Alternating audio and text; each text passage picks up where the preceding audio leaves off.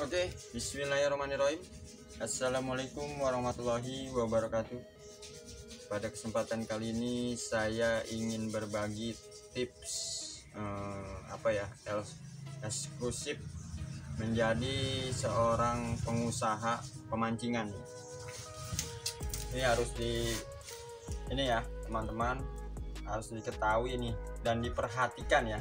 Menjadi pembisnis pemancingan itu satu ya, fasilitas pemancingan itu nomor satu ya, seperti misalkan ada WC umum, musola, warung, istilahnya kayak parkirannya itu enak ya, nyaman, nomor satu nyaman ya. Dan mungkin mungkin untuk kolamnya satu harus ada perawatan. Kadang-kadang gini ya, enggak semua pemancingan sih ya, terkadang mungkin dari kesibukan si pengelolanya ya, jadi empang tersebut harus benar-benar dirawat ya. Terkadang sampah berserakan dan lain sebagainya.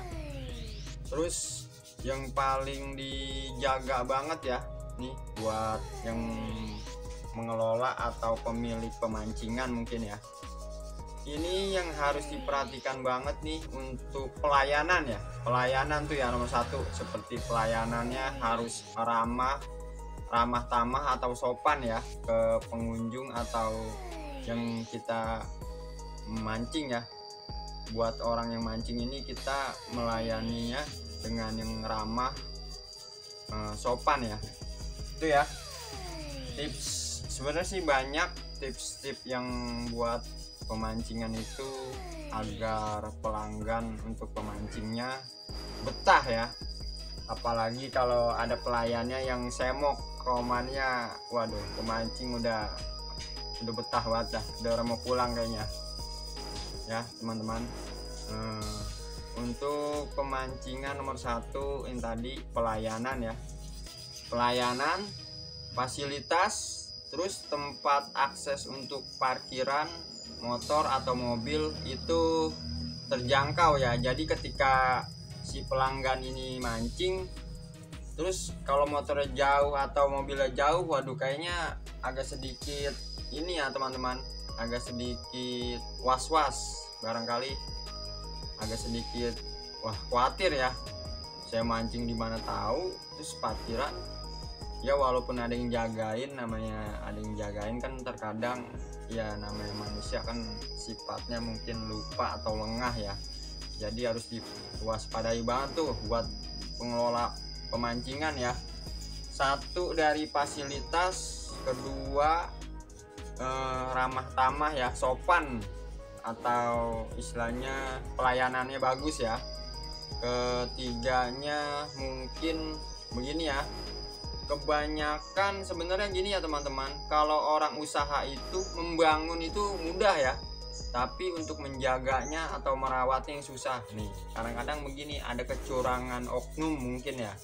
Misalkan dari pemilik pemancingannya, timbangan ikan sekian kilo misalkan nih, nah dia nggak jujur misalkan. Nah itu satu nggak bagus juga tuh ya buat pelayanan untuk pengelola pemancingannya ya. Jadi harus humble, harus terbuka apa adanya itu ya. Yang keempatnya tadi jadi setiap kolam pemancingan itu harus benar-benar dijaga kualitasnya ya, seperti dibersihkan, terus mungkin dari kerapian empang tersebut ya, seperti menjaga lingkungan sekitar pemancingan agar bersih ya. Dari istilahnya begini ya teman-teman, ketika kita mancing tempatnya nyaman, enak, terus halamannya kotor, waduh kayaknya orang enak banget. Jadi harus benar-benar diperhatikan ya teman-teman ya. Mungkin hanya segitu tips mancing atau menjadi seorang pembisnis pemancingan ya, itu yang harus dijaga ya. Sebenarnya sih banyak teks-teksnya banyak ya untuk dibahas, tapi nanti kita kehabisan durasi ya. Nanti di lain waktu atau di lain video saya buatkan lagi secara detailnya bagaimana. Ini cuma tips pengusaha khususnya pemancingan ya.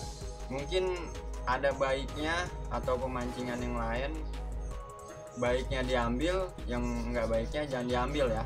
Itu yang menurut saya tahu dan saya baca di istilahnya, mungkin melihat pemancingan yang lain ya.